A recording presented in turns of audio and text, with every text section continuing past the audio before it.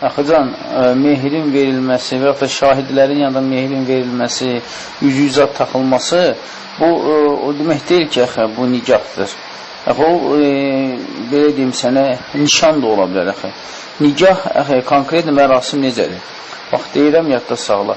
2 şahid olur, mehir təyin olunur, qızın vəlisi olur və bir də oğlan. Oğlan və oğlan vəlisi fərqi yoxdur.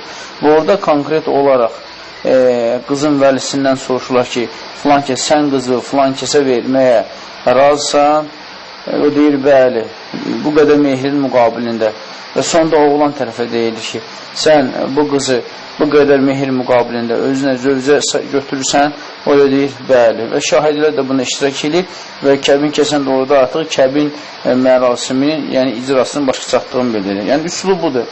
Amma elə bilə hamı oturur, üzüyü gətir, onu tax, bunu belə, o yaxı nişan da ola bilər. Nişan başqadır, nikah başqadır. İxlasla.com saytı tərəfindən təqdim olundu.